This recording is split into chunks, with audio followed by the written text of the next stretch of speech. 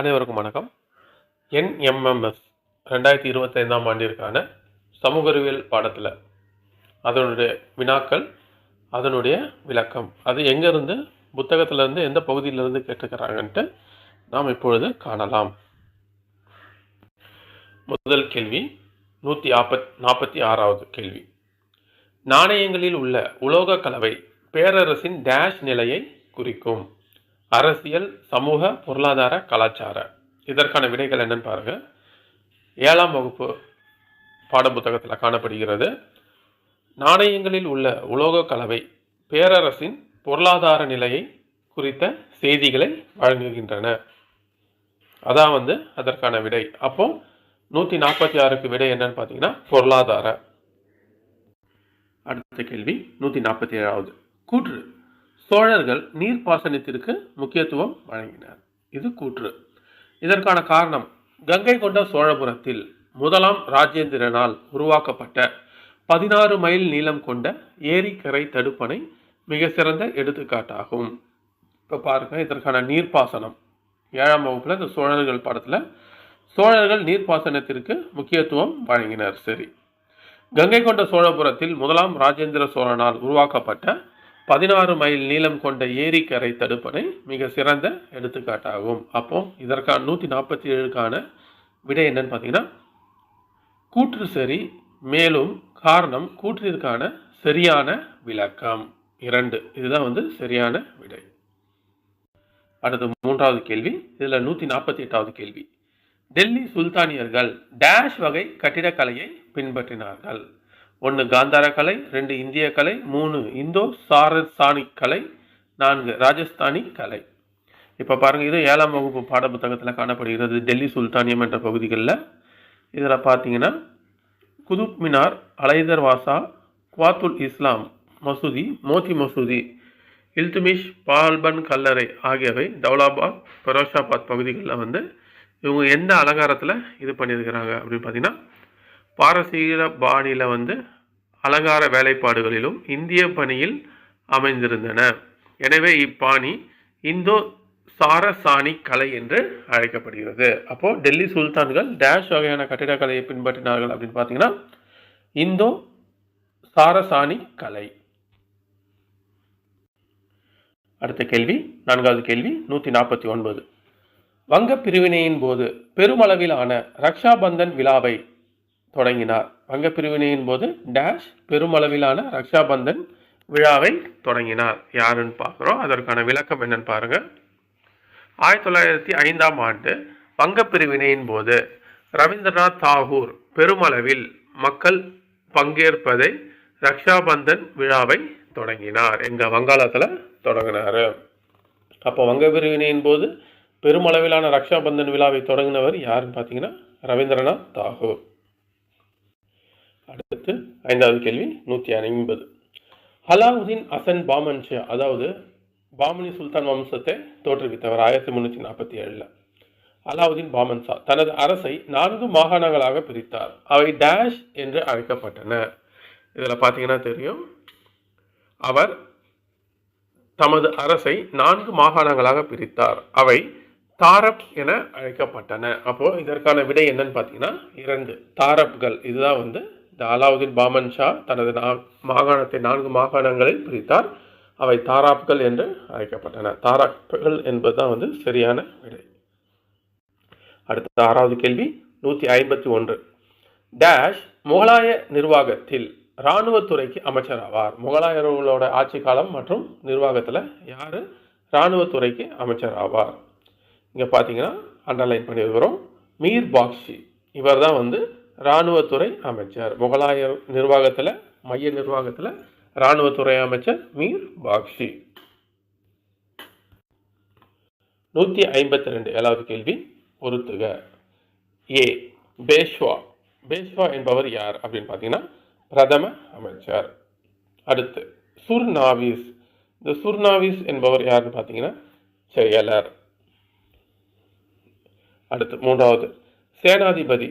இந்த சேனாதிபதி என்பவர் யாருன்னு பார்த்தீங்கன்னா தலைமை தளபதி. அவர் தான் சேனாதிபதி. அடுத்து டி நியாயதீஷ். நியாயதீஷ் என்பவர் யாருன்னு பார்த்தீங்கன்னா தலைமை நீதிபதி.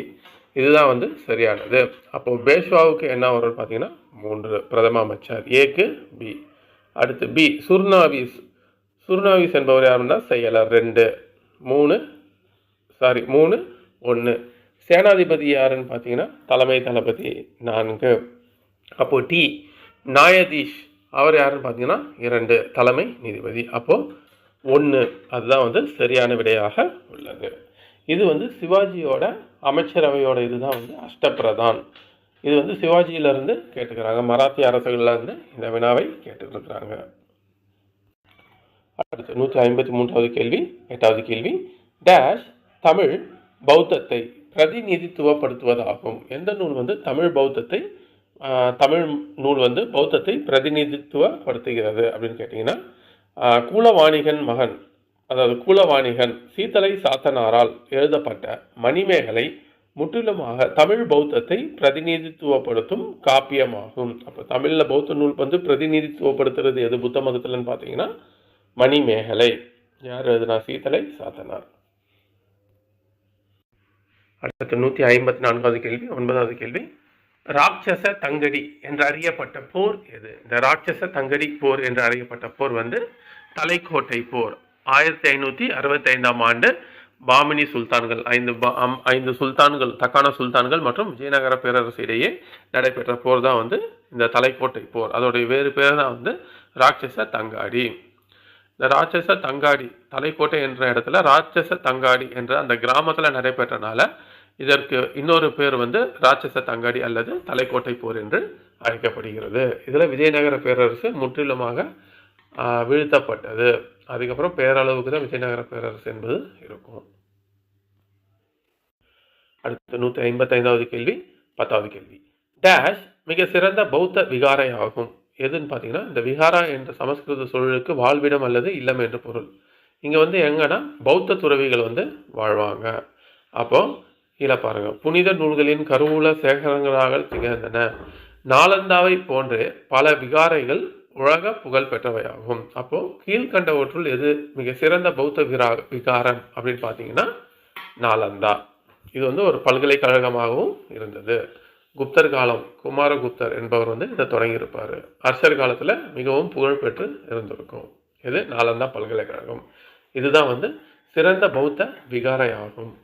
விகாரம் என்பது பௌத்த அடிகள் வந்து தங்கும் இடம் அல்லது வாழ்விடம் அல்லது இல்லம். அடுத்து 156வது கேள்வி, 11வது கேள்வி. டேஷ் வேலூர் கழகத்தின் உடனடி காரணி ஆகும். எதுன்னு பார்த்தீங்கன்னா தளபதி அக்னியூ என்பவர் அறிமுகப்படுத்திய புதிய வகை தலைப்பாகை. இதுதான் வந்து இந்த வேலூர் கழகத்தின் உடனடி காரணமாக அமைந்தது.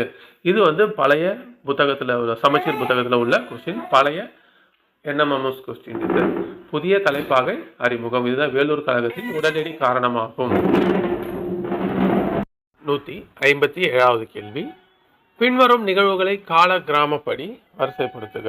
1 அடையாறு போர், 2 முதல் ஆங்கிலோ மராட்டிய போர், 3வது பக்சார் போர், 4வது ஆற்காட்டு போர். இப்போ இதில் முதல் நடைபெற்ற போர் எதுன்னு பார்த்தீங்கன்னா அடையாறு போர் 1746. அதுக்கப்புறம் என்ன போர் நடைபெற்றதுன்னு பார்த்தீங்கன்னா 1751ஆம் ஆண்டு ஆற்காட்டு போர். அதுக்கு அடுத்தது 3வதாக 1764 பக்சார் போர். அதுக்கப்புறம் கடைசியாக தான் 1775ஆம் ஆண்டு முதல் மராட்டிய போர், ஆங்கிலோ மராட்டிய போர் நடைபெற்றது. அப்போ இதோட சரியான வரிசை 2, 1, 4, 3, 2. இதுதான் வந்து இதுக்கான சரியான வரிசை மற்றும் விடையாகும். 158வது கேள்வி. செல்வ சுரண்டல் கோட்பாட்டை முன்மொழிந்தவர் யார்? இதை யார் முன்மொழிந்தான்னு பார்த்தீங்கன்னா இந்தியாவின் முதுபெரும் மனிதர் தாதாபாய் நவ்ரோஜி. இவர் தான் வந்து இந்த செல்வ சுரண்டல் என்ற கோட்பாட்டை முன்வைத்தவர், தாதாபாய் நவ்ரோஜி. 159வது கேள்வி. கீழடி தமிழ்நாட்டில் டேஷ் மாவட்டத்தில் அமைந்துள்ளது. இந்த கீழடி என்பது எங்கன்னு பார்த்தீங்கன்னா சிவகங்கை மாவட்டத்தில் அமைந்திருக்கிறது. எந்த பகுதி? கீழடி. அடுத்து 160வது கேள்வி. உலகின் மிகப்பெரிய செயல்படும் எரிமலை டேஷ் ஆகும். உலகத்தில் மிகப்பெரிய செயல்படும் உயிரோடு இருக்கும் எரிமலை எது அப்படின்னு பார்த்துருக்கீங்கன்னா ஹவாய் தீவில் உள்ள மவுனா லோ. இதுதான் வந்து உலகின் மிகப்பெரிய செயல்படும் எரிமலை ஆகும், மவுனா லோ. அடுத்து 161வது கேள்வி, கீழ்கண்ட படம் எதை குறிக்கிறது? இந்த கீழ்கண்ட படம் எதை குறிக்கிறது அப்படின்னு பார்த்தீங்கன்னா, துண்டிக்கப்பட்ட ஆற்று வளைவு அல்லது குதிரை குளம்பு ஏரி 1 இதுதான் வந்து இதோட சரியான விடையாகும். அந்த படத்திலே பார்த்தீங்கன்னாலே நம்மளுக்கு தெரியும், குதிரை குளம்பு ஏரி. அடுத்து 162வது கேள்வி, உலக கலாச்சார பன்முகத்தன்மை தினம் டேஷ் ஆகும். எது? 1வது ஆப்ஷன் ஜூலை 11, 2 மே 21, 3 பிப்ரவரி 21, 4 ஜூன் 11. இதற்கான சரியான விடை எதுன்னு பார்த்தீங்கன்னா மே 21. உலக கலாச்சார பன்முகத்தன்மை தினம் மே 21 ஆகும். அடுத்து 163வது கேள்வி, கூற்றுகளில் எது தவறானது? இப்போ முதல் கூற்று பாருங்க, பெட்ரோலியம் எண்ணெய் வயல்களில் இருந்து துளையிட்டு எடுக்கப்படுகிறது, இது சரியானது. அடுத்து 2, கச்சா எண்ணெயில் இருந்து டீசல் பெட்ரோலியம் மண்ணெண்ணெய் கிடைக்கிறது, சரி, இதுவும் வந்து சரியானது. பெட்ரோலியம் மற்றும் அதன் உபப்பொருட்கள் கருப்பு வைரம் என அழைக்கப்படுகிறது, அது என்னன்னு பார்ப்போம். 4, பெட்ரோலிய உற்பத்தியில் அரேபிய நாடுகள் முதன்மை இடத்தில் உள்ளது.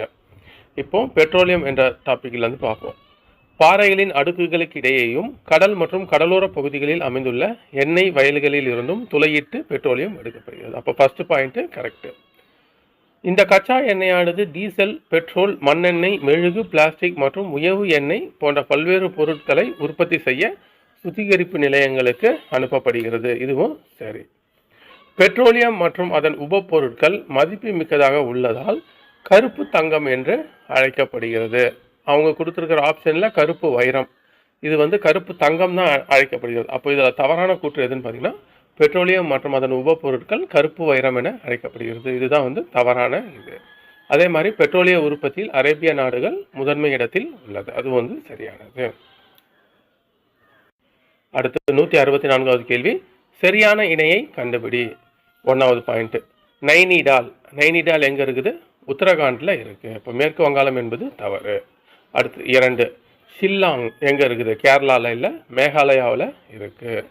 ஊட்டி தமிழ்நாட்டில் இருக்குது, உத்தரகாண்டில் இல்லை. சிம்லா எங்கே இருக்குது? இமாச்சல பிரதேசத்தில் தான் அமைந்திருக்கிறது. அப்போ சரியான இணை என்னன்னு பார்த்தீங்கன்னா சிம்லா, இமாச்சல பிரதேசம். அடுத்து 165வது கேள்வி, டேஸ் சேர்மங்கள் கிருமி நாசினி, திரவம் மற்றும் சலவைத்தூள் தயாரிப்பில் பயன்படுகிறது. இந்த இதில் வந்து பயன்படுகிறது அப்படின்னு பார்த்தீங்கன்னா சுண்ணாம்பு கல், இது வந்து அறிவியலில் வரும், இதுதான் வந்து சரியான விடை. அடுத்து 166வது கேள்வி, வட அமெரிக்கா டேஷ் நேர மண்டலங்களை உள்ளடக்கியது. இப்போ வட அமெரிக்கா 7 டிகிரி வடக்கு முதல் 84 டிகிரி வடக்கு வரையிலான அச்சக்கோடுகளுக்கு இடையே அமைந்துள்ளது. இப்போ பாருங்கள், தீர்க்க ரேகைகளின் அடிப்படையில் மிக அதிகமான பரப்பளவை கொண்டிருப்பதால், இது வட அமெரிக்கா கொண்டிருப்பதால் 7 நேர மண்டலங்களை உள்ளடக்கியது. அப்போ வட அமெரிக்கா டேஷ் நேர மண்டலங்களை உள்ளடக்கியது. அந்த வட அமெரிக்கா கண்டம் அப்படின்னு பார்த்தீங்கன்னா 7 நேர மண்டலங்களை உள்ளடக்கி காணப்படுகிறது. அடுத்து 167வது கேள்வி, சிவப்பு நிறம் வரைபடத்தில் டேஷை குறிக்கிறது. இது 1 பனியா, 2 குடியிருப்பு, 3 விவசாயம், 4 காடுகள். எதை குறிக்குதுன்னு பார்த்தீங்கன்னா சிவப்பு, குடியிருப்பு மற்றும் சாலைகள், இவற்றை தான் வந்து இந்த சிவப்பு நிறம் குறிக்கிறது. சிவப்பு நிறம் குறிப்பது குடியிருப்பு மற்றும் சாலைகள். 168வது கேள்வி, அமெரிக்காவிற்கும் மெக்சிகோவிற்கும் இடையில் டேஷ் நதி எல்லையாக அமைந்துள்ளது. எந்த நதி வந்து எல்லையாக அமைந்திருக்கிறது அப்படின்னு பார்த்தீங்கன்னா ரியோ கிராண்டி. இந்த நதி தான் வந்து அமெரிக்காவிற்கும் மெக்சிகோவிற்கும் இடையே எல்லையாக அமைந்துள்ளது, ரியோ கிராண்டி. 169வது கேள்வி, போபால் விஷவாயு கசிவு டேஷ் பேரிடருக்கு எடுத்துக்காட்டாகும். எந்த பேரிடர் பார்த்தீங்கன்னா மனிதனால் உருவாகும் பேரிடருக்கு மிக முக்கிய எடுத்துக்காட்டு போபால் விஷவாயு கசிவு. அடுத்து 170வது கேள்வி, டேஷ் மண்டலத்தில் தென்னிந்தியா உள்ளது. இந்தியா வந்து 23 டிகிரி வடக்கு அச்சத்தில், அதாவது கடகரேகையில் அமைந்திருக்கிறது. அப்போ 23 டிகிரி வடக்கு தான் வந்து இந்தியாவை வட இந்தியா தென்னிந்தியா என்று பிரிக்கிறது. அப்போது 23 டிகிரி அப்படின்னு பார்க்கும்போது தென்னிந்தியாவானது வெப்பமண்டலத்தில் உள்ளது. வெப்பமண்டலத்தில் இருக்கும் நாடு தான் வந்து நம்ம தென்னிந்தியா. 171வது கேள்வி, டேஷ் பாறைகள் அழுத்தம் மற்றும் இணைதல் மூலம் உருவாகின்றன. எந்த பாறைகள் உருவாகின்றன அப்படின்னு பார்த்தீங்கன்னா படிவு பாறைகள் தான். பாருங்கள், படிவு பாறைகள் நீண்ட காலமாக அதிக வெப்பம் மற்றும் அழுத்தத்தின் காரணமாக இறுகியதால் படிவு பாறைகள் உருவாகின்றன. அப்போது அழுத்தம் மற்றும் இணைதல் மூலம் உருவாகும் பாறை எதுன்னு பார்த்தீங்கன்னா படிவு பாறைகள். இதுதான் வந்து சரியான விடை. அடுத்து 172வது கேள்வி, இவற்றில் எது வறட்சி ஏற்பட காரணம் அல்ல அப்படின்னு கேட்டுக்கிறாங்க. 1 பருவமழை பொய்த்தல், 2 காடு வளர்ப்பு, 3 நிலத்தடி நீர் குறைதல், குறைவான மழை பொழிவு. இதில் எதுன்னு பார்த்தீங்கன்னா காடுகள் வளர்ப்பு. இதுதான் வந்து வறட்சி ஏற்பட காரணம் அல்லாதது. அடுத்து 173வது கேள்வி, பொறுத்துக. ஏ தனியார் துறை தொழிலகம் எதுன்னு பார்த்தீங்கன்னா இதில் முக்கிய தனியார் நிறுவனங்கள் இருக்குது. பார்த்தீங்கன்னா ரிலையன்ஸ் வரும். அப்போ ஏக்கு வந்து 4. கூட்டுறவு துறை தொழிலகம், இந்த கூட்டுறவு சேர்ந்த தொழிலகம் எது? கூட்டுறவுத்துறை தொழிலகம் அப்படின்னு பார்க்கும்போது மகாநகர் வாயு நிறுவனம், பிக்கு வந்து 1. அடுத்து சி பொதுத்துறை தொழிலகம். இந்த பொதுத்துறை தொழிலகம் எதுன்னு பார்க்கும்போது இந்திய இரும்பு எஃகு ஆணையம், இது வந்து பொதுத்துறை தொழிலகம். அடுத்தது டி கூட்டுறவுத்துறை தொழிலகம், இது என்னன்னு பார்க்கும்போது ஆனந்த் பால் ஒன்றிய நிறுவனம். அப்போ இதற்கு சரியான விடை வந்து 1. ஏ 4, பி 1, சி 2, டி 3. இதுதான் வந்து சரியான வரிசை. அடுத்து 174வது கேள்வி, மாநில சட்டமன்ற மேலவை உறுப்பினர் ஆவதற்கு குறைந்தபட்ச வயது என்ன வயது மாநில சட்ட மேலவை உறுப்பினர் ஆவதற்குன்னு பார்த்தீங்கன்னா 30. அப்போ கீழே பாருங்கள், சட்ட மேலவை உறுப்பினராக சாமே ஊ ஆக விரும்பினால் 30 வயது நிறைவடைந்திருக்க வேண்டும். தமிழ்நாட்டில் சட்ட மேலவை வந்து காணப்படவில்லை. 1986 நீக்கப்பட்டு விட்டது சட்ட மேலவை. சட்ட கீழவை தான் சட்டமன்றமாக செயல்பட்டு கொண்டிருக்கிறது.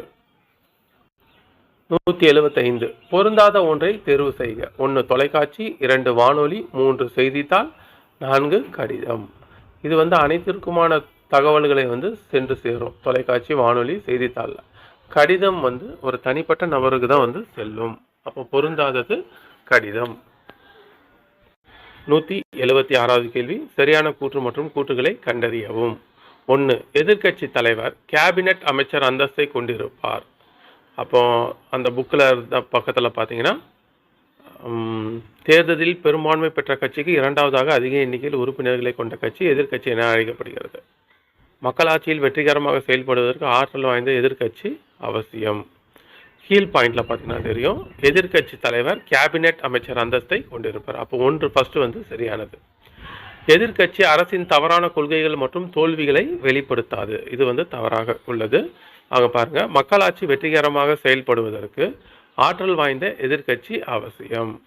பாருங்கள், எதிர்க்கட்சி ஆளுங்கட்சியின் தன்னிச்சையான போக்கை கட்டுப்படுத்தும் ஆற்றல் வாய்ந்தது. படுத்தாததுன்னு அவங்க தப்பாக கொடுத்துருக்குறாங்க.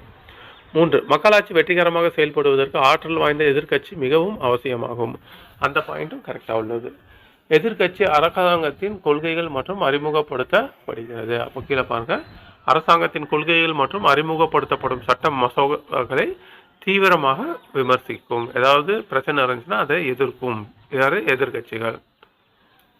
அப்போ இதில் வந்து சரியான கூற்றுகளை கண்டறியவும் அப்படின்னு பார்க்கும்போது இந்த எதிர்க்கட்சி அரசின் தவறான கொள்கைகள் மற்றும் தோல்விகளை வெளிப்படுத்தாது என்பது தவறாக உள்ளது.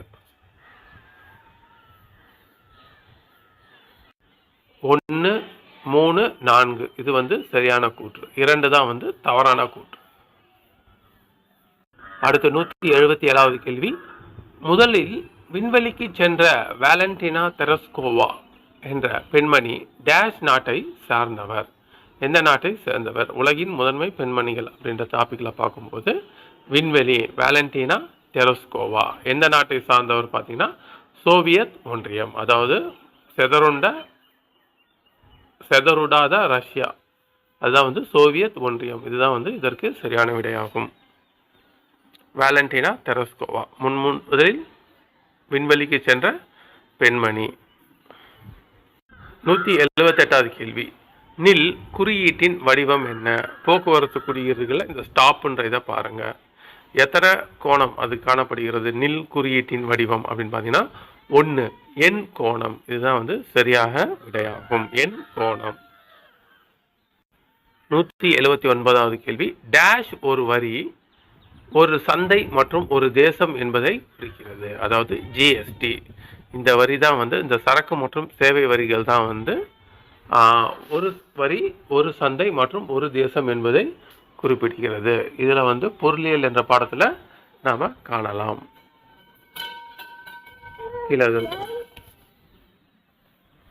180வது கேள்வி, டேஷ் திட்டத்தை ஆரம்பிக்க மாணவர்களை ஊக்குவிக்க வேண்டும். இது என்னன்னு பார்த்தீங்கன்னா சஞ்சயிகா.